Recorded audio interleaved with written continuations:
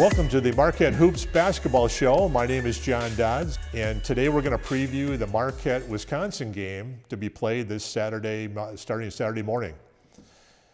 Our guest today will be Dominic Winters, and he'll be really my co-host. He's one of the publishers of the MarquetteHoops.com site. He's live from his home in Madison. In fact, if he feels being a Marquette fan in Madison, if he's in danger at any time during the broadcast, he'll give us a signal and we'll try to rescue him. We'll also talk to Jerel McNeal, former Marquette basketball star, about what the Wisconsin-Marquette rivalry means to the players. Finally, we'll try to learn a little bit about the Badger team, and we'll pick it up with Nick Osen, one of the publishers of the fan site, Badger 24/7. Now here is someone that we had as a guest, Dominic Winters. We had on a guest on an earlier show, but Dom, tell us a little bit about yourself in case some of the people here didn't watch that original show. Yeah, of course, I'm a basketball junkie. I love college basketball.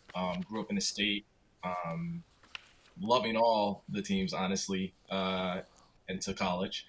And so, yeah, just grew up a big college basketball fan. I've been working for the site since, I believe, July, and it's been awesome. People have been very welcoming to me, alums, people on the board for the website. So just enjoying every minute of it.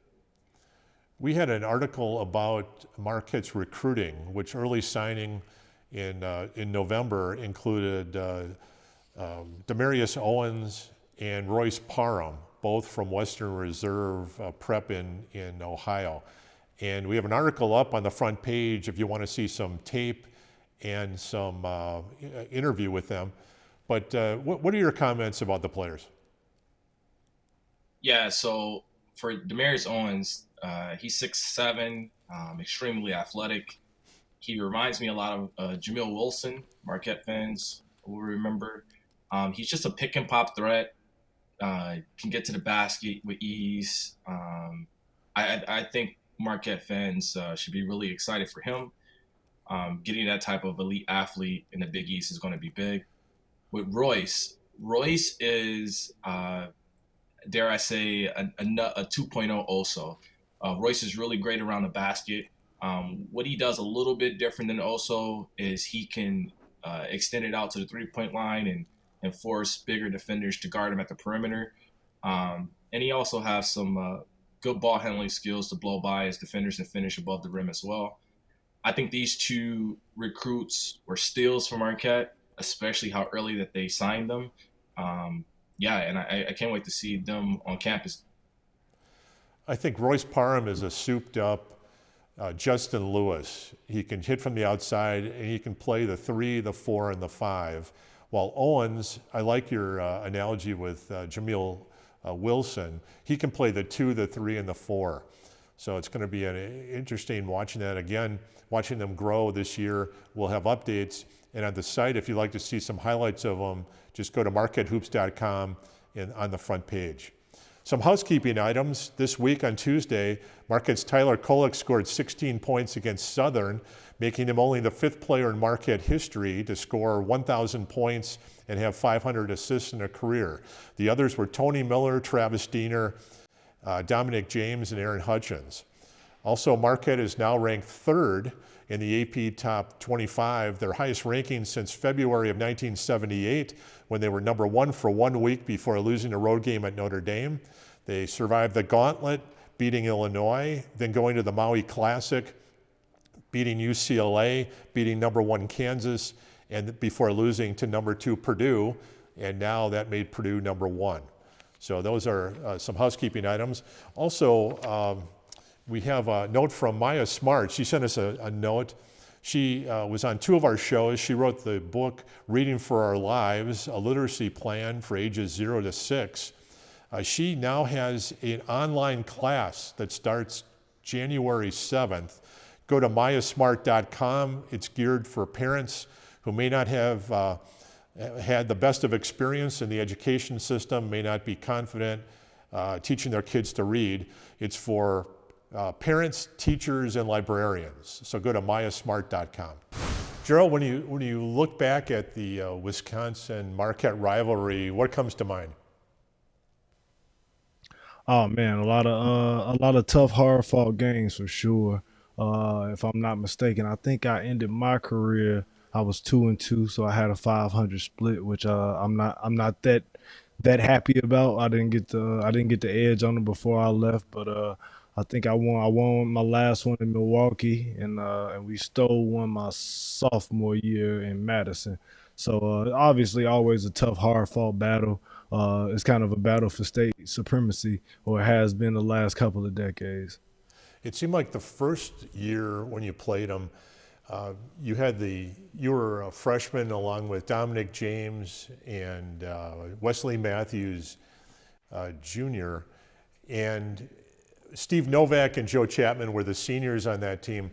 And it takes a while for freshmen to really figure out what the rivalry was about. And you guys were playing great. You won the Alaska Shootout about that time. But talk about what it meant as a freshman. When did you first realize what the rivalry was all about? Oh, it was big. It was big, and obviously we had a little bit of extra fire just from day one. As you said, Wes is a Madison guy, which everybody kind of knows, and we were able to pry him away and get him down to Milwaukee to play with us. So that was always a little bit of a backstory line for us. And we know there was always, whenever we got a chance to go up there and play, it was kind of a homecoming for him. But either way, we always wanted to win, just on West's behalf anyway. But then again, I don't know, just us coming in being young freshmen, we always kind of looked at it, and you look around all the stores and everywhere in the state, and you see all the Madison gear, all the red, all the sweatshirts, and that type of stuff, especially during football season, which is kind of their time to shine. Not so much anymore, but it used to be. But but yeah, we always looked at that stuff and kind of thought we got a little bit of the shaft on that, with us being in Milwaukee and everything like that. And I felt like we were kind of a heavy hitter basketball school, or we needed to get back to that. So it was always additional fuel to the fire for us. You mentioned Wes was the one who kind of lit the fire in you guys for some of those games. But when was the rivalry introduced to you? Was that during your recruitment? Was that your first time on campus, or was it just Wes when he committed? Like when did that get introduced to you? I mean, you figure it out early on. When we first got there, our first year, our freshman year, we had just like you kind of get little hints and things like that, little nuggets as you go along. Like Scott Holsopper was our strength and conditioning coach, and he was vehemently against anybody ever wearing red in the weight room. Red was one of the colors that you just didn't put on. It was a no go. You go to Marquette, we don't want to see you running around the Al McGuire Center in any type of red attire. But as you go on, like I said, you constantly just catch little things here and there. And there's so many people, even students that go to Marquette who either they're aligned somehow with their families, or they got parents that went to Madison, or friends or family that went there. So it's always been a fun, friendly rivalry. Can you That's talk about the approach leading up to those games? Like what was practice like? I mean, I think you always just had to be prepared. At that time, it was Bo Ryan, and you kind of just knew what you were getting into. You knew that you were going to see the swing offense. You knew that they were going to try to control pace. You knew that they weren't going to take a lot of bad shots. You knew that they were going to they were going to hit the glass. And at the time, they had some really good players with Cam Taylor, Londo Tucker, and they had a ton of other guys that came in after those guys left as well too. But you kind of know what kind of game it's going to be. One of the focal points for us was always that we wanted to dictate pace, because we always wanted to play faster. We had a little bit smaller, more athletic team, so we wanted to get out and run. But it was kind of hard to do and make them change to your style of play unless you kind of got an early lead. So the first half, first 10 minutes of that game is always important. You don't want to fall behind to Wisconsin, because you kind of get lulled to sleep after that after a while, and then you kind of at their mercy. But if you get them down and make them play from behind and have to play catch up, it kind of changes the dynamic of the game. I always consider this a water cooler game. I've never met anyone from UConn or from Villanova at the water cooler in Milwaukee. But when I go to a family event or I talk to my neighbors, Wisconsin and Marquette always comes up. So this is number one in my book every year. Yeah, it's a fun game, and it rolls around the same time every year, sometime in December.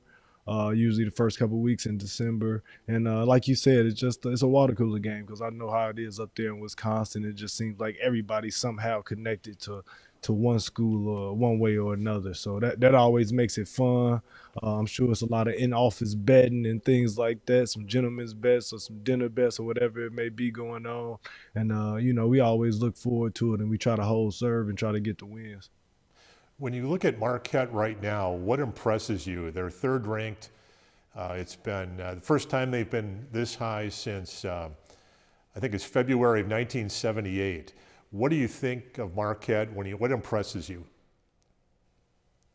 I mean, I think the first thing that impresses you is, obviously the players and the talent that they've been able to assemble. But the thing that's just most impressive to me is just the job that Coach Smart Shaka's done, getting these guys to buy in, man. And there's nothing fake or phony about it. These guys genuinely enjoy each other. You can tell that they enjoy playing together and that they're connected. And you add that in with having really good players and a couple guys I think that'll end up being pros when it's all said and done. Obviously, we lost one last year with Omax going to the draft and playing with the Mavericks now. But when you get that and those guys that actually love and care about each other and want to play for each other, then you kind of got something special, man. But they're a high octane offense. I love the way they play. They try to get after people. They do a lot of switching defenses, and just trying to confuse people on that side of the ball, man. But they're a fun team to watch, and obviously we got the best backcourt in the country, I believe. And then you got Oso Ighodaro. I think he's got to be in my top 5, top 10 big men in the country as well too, man. He was really impressive, especially down in Maui with the run he had. You look at the current team, and you see when I talk to opponent coaches, they point to Sean Jones and Stevie Mitchell as putting elite pressure on. What are your comments or what are your observations from those with those two? Oh man, Stevie is probably one of my favorite players on the team. First of all, just a amazing kid, amazing person, man. Just one of the nicest, most respectful young men that you ever meet. You could tell that he really comes from a great family, man, and just the joy and exuberance that he plays the game with is contagious, man. And like I said, I think he's and I know I've seen this in some preseason articles, like he's the best glue guy in the country and that type of stuff. But man, it's so true. He holds everything together. He's the best perimeter defender on the team. He's taking that challenge, usually guarding the best perimeter player every night in, night out, and it allows. I think it goes a long way for allowing kind of Cam and TK to focus on not just having a guard, not guarding, but having a guard a player that may not be as aggressive sometimes, and they can kind of catch their wind and say their legs a little bit for the offensive end, because those guys are kind of like the catalyst on the other side of the ball, man. But they got a great dynamic. But man, Stevie gets he's a little unheralded, man, but I know all the Marquette fan base love him, and they all appreciate everything that he's able to do, and we all know how much he means to this team and this group. And sorry, yeah, not to mention Sean Jones. I forgot about Sean, man. Look, uh, explosive, exciting. One of the funnest players to watch in college basketball. The kid is an absolute blur. I've been watching him since he was on the EYBL circuit. He played with a team called All Ohio Red. Soon thereafter, scouting him, and we played him, and we actually beat his team on the circuit one year. I seen that he had committed to Marquette, and I was taking notes, and I was just like, I love the addition. Then a guy that you cannot keep out of the paint, and just ferocious on ball defender, and you can't forget Chase in that mix too. Pound for pound, he might be the best defender on the team. Before we switch to the matchup, I was wondering, Shaka Smart is really big on relationships. And, we see D Wade, Steve Novak, Diener out at Maui. From an alum perspective, can you just tell me or explain to us how big that is with Shaka Smart reaching out to you guys and keeping you connected with the program? Oh, man, it's been huge, and if nothing else, just for that's one of his kind of his talking points. He always says you always see the stuff relationships, and he got some other keywords in there too, the growth and the victory or whatever it may be. But man, the relationship part is he's spot on, man. He's been like that since he's taken over and gotten a job. I've been in contact with him the entire time.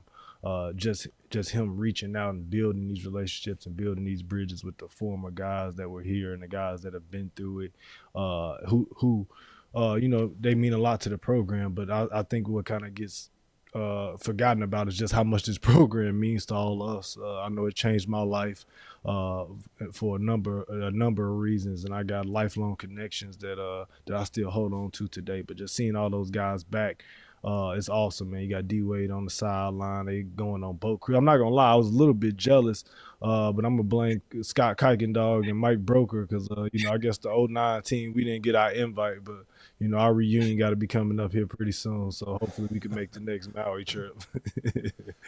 Tell us about what Wade was like when you were there, because he was just starting his NBA career when you were at Marquette. Yeah, yeah, he and obviously it's just great to always have guys like that come back and just if nothing else, man, him. I can't speak to how important it is and how cool it is to see him take time out now in retirement to come back and be around those guys and just the little nuggets being around them, spending time with them, talking to them, man.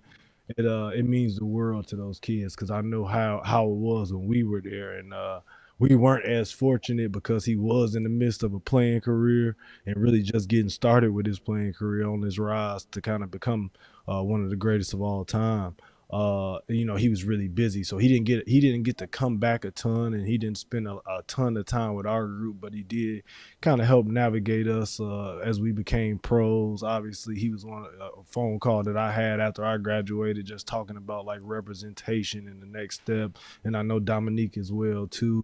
I know Wes has a relationship with him from playing against him as well too, from the moment he entered the league, and all of those guys, man. But it's a culture, man. It's the Marquette culture, and starting kind of with him and Diener and even Novak, man. Those guys kind of took on and started a new precedent for what a Marquette player is. Now you see him everywhere, and every time I see it and I hear the coaches talk about it is when I'm most proud because they talk about, man, I don't know what's up with these Marquette guys, but all the NBA coaches love them because the first thing out of their mouth is that they're tough and they usually guard. Outside of obviously Novak. Novak wasn't guarding anybody and Diener either, but I still love those guys. They could do some other special things offensively. I think it's time to jump back to the Badgers Wisconsin matchup. I want to know, how do you see this going down this Saturday? Obviously it'll be a good game. It'll be an intense game, and it'll be another. If I'm not mistaken, it's a road game, right? We playing at Madison. Yep. And so like I said, those guys are they're 5-2 right now, and they're actually coming off of playing I think pretty well. I think I forget who it was. They blasted somebody not too long ago, and they Virginia. looked a lot better than they did. It was Virginia. Yep, they beat Virginia pretty well, and I watched that one on TV. So they kind of seem like they kind of figuring it out, but I think it's a little bit of a different dynamic with this team. They got a lot of guys that are coming back from last year, Chucky Hepburn and Crawls and the other kid. What's the other kid's name? The transfer AJ Store. I Yeah. think he gives them a different dynamic because he gives them a little bit more another playmaker, a guy that can slash and get to the basket and kind of break off some of their plays and things like that. But it'll be a tough game. It'll be an intense game. Like I said, I think the big key for it is going to be obviously rebounding, limiting Wisconsin to one possession and keeping some of their big guys off of the glass and not giving up extra possessions. But also, it's going to be getting off to a good start. Like I said, keeping guys out of foul trouble, getting off to a good start. And if we're able to roll in and with a lead at halftime, or even just be within a couple points at halftime, so we can still kind of generate the pace of play, I think we'll be in good shape. Well, thank you very much for taking time out. And Dom, thank you for getting Jerel. We loved watching you play, and we look forward to maybe getting you back on later in the season to get some comments. I mean, absolutely, no problem. Like I said, anything for you guys. It's been a fun year so far, and let's go beat Bucky and make it a good weekend. Well, I think it was Michael Corleone in Godfather said, keep your friends close, but your enemies closer. So what we're going to do is we're going to preview the big Badger game with Nick Osen. He's from the Badger 24/7 side, and we're very happy to have him. Nick, thanks for joining us. Yeah, I'm really excited to be here. Thank you both for having me, truly. No, great. This is the 130th meeting between Marquette and Wisconsin. Wisconsin leads the series 70-59. There have been some unbelievable moments. This is, in my opinion, it's the most important game of the year. It's a water cooler game. It's a family game. Our neighbors who go to Wisconsin or Marquette. I've never met a UConn and Villanova alum here in Milwaukee. So give us a little preview. What's your take from Madison? Yeah, I really like how you kind of mentioned that because I think there's a lot of buzz around this game right now. I think even though it's kind of the excitement of maybe a huge college football conference championship type weekend, this is the game I've heard the most about throughout the week. And I think that while there's a recognition of how good Marquette really is, obviously as one of the top teams in the country, I think there's some optimism, some buzz around Madison for a couple reasons. Wisconsin is playing their best basketball they have so far right now. I think they had a really tough stretch, obviously, against Tennessee and at Providence, but then they really showed what the Badgers are capable of a little bit down in Fort Myers. I think they played a pretty solid overall game Monday night just to kind of tune up a little bit for this game. And frankly, with the atmosphere that I expect to see in Madison, I see another great game in this rivalry, guys. Well, the game last year, Chucky Hepburn was backing up 28, 30 feet, hitting shots over Oso Ighodaro. It was amazing.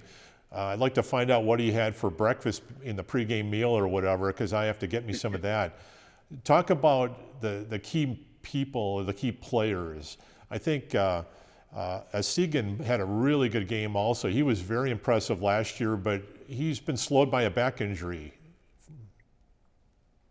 Yeah, Connor Osegun, he was really a special freshman for Wisconsin last year. Been slowed a little bit by the injury, like you mentioned. I think there's more depth as well for Wisconsin this year. As you guys know, with the Badgers, you really have to, kind of find the backbone defensively to really kind of find success with Wisconsin. I think that was a heavy focus down in Fort Myers. This weekend, I'd say the top two players I really think of, you mentioned one, Chucky Hepburn. I think he's going to have an important task offensively and an even more important one defensively. Obviously playing against arguably the top point guard in the country in Tyler Kolek. I think that he's a special player, but Hepburn has at least won, if not dominated the matchup so far. He's just a really special, impressive, fundamental defender. So I think Hepburn's a guy. And then Stephen Crowell. I think that what Marquette possesses so much of is talent, versatility, being able to move the ball. But I know that Dom and I had hit on it earlier in the week as well. Post defense is an area where if you have multiple guys like Crowell and Tyler Wall, maybe you can find some success against Oso and some of that Marquette defense if the Badgers stick to it and find that efficiency down there. I watched a couple of Badger games. I see Greg mixing his lineups a lot. I really haven't seen him go this deep in a couple of years. What do you think is Wisconsin's best five at the time? Yeah, that's a really good question. I would say there are a couple that have found a lot of success, but if you're just looking for maybe the five that can you kind of count on and have a heavy impact on both ends, I like Hepburn, Wall, and Crowell, like I mentioned. I think that even though he's got, room to grow at times defensively, AJ Storr, I think I want in there. And then true freshman guard John Blackwell. He's been kind of this quiet, impactful surprise for the Badgers. I get the sense there was some internal confidence kind of within the program about what he could do, specifically in terms of energy, defense, things like that. But the way that he's been able to come in, create offense, like impactfully, very quick and pretty well in terms of like shooting ability while still not giving up that effort. I think those would be my top five. You still get some defense, scoring, and of course that versatility along the wing. AJ Storr is the transfer from St. John's. Talk about his impact. Yeah, AJ Store, at least early on, those first maybe couple games, looked like he could be far and away the best player for Wisconsin. I think he still could be. I think he has probably the highest ceiling. He's just got a natural ability to be able to score from all three levels. I think that's a reason that the Badgers really liked his capability. I think he showed it a little bit at St. John's and now has kind of more of an avenue to showcase it a little bit more. Again, I think he's growing defensively. I think the tools are there and the effort is there. It just maybe wasn't preached as much at St. John's as it is now at Wisconsin. Obviously, the Badgers are very heavily focused on defense, but I've been really impressed. I got to know AJ a little bit at media days. We actually happen to be from the same hometown, Rockford, Illinois, which was really cool. And I just think that he's someone that will do whatever's asked. He can score the ball, and he's somebody that I personally see in a year or two playing at the next level. We want to ask your prediction for the game. I know that Dom had a really close game score. You know, I'm covering the Badgers now. This is a game I truly believe if both teams played their A game, I would give it to Marquette. However, the Kohl Center has a way of kind of getting into other teams' heads a little bit. I understand this Marquette team is very special, but I still think the Badgers are a top 20 team or so. I think that Chucky Hepburn has a good game. Crowell and Wall dominate the post a little bit, and Badgers win by 4, 71-67. Well, I think the Kohl Center has an aura, but I also, over the years, think that the referees have an aura too, and it's very difficult for a visiting team to win in the Kohl Center. So if my advice to Marquette fans, win by 1 and run for your lives. Don, what do you think? Yeah, I like Nick said, I provided my prediction on their website. I advise everyone to go and check it out. I think it's going to be a tough game. Chucky was really hot in the first half last time Marquette played them. I see it as a really tight game. Just Marquette is battle tested to me. The games that they've played and won and even competed to the last minute for Purdue, I just feel like they are probably best suited to go up into Kohl Center and win right now, but we'll see. It's going to be a good game. I'm excited. Well, great. Nick, thanks for the time. It's going to be a great game, the 130th meeting, and we'll hope to see you there. This was awesome. Thank you guys for having me. Well, that's all we have for this week. Thanks to Dom Winters, Jerel McNeal, and Nick Osen of Badger 24/7. If you want to see an archive of the show, go to marquettehoops.com. Look in the left-hand column. You'll see it. If you want to join our free newsletter, that's in the right-hand column. Just drop your email address in. It might take 2 times to do it. And find the article on our new recruit on the front page. So please send our links to the archives and to the show, to any Marquette fans on Facebook or on the internet. Until next week, go Marquette.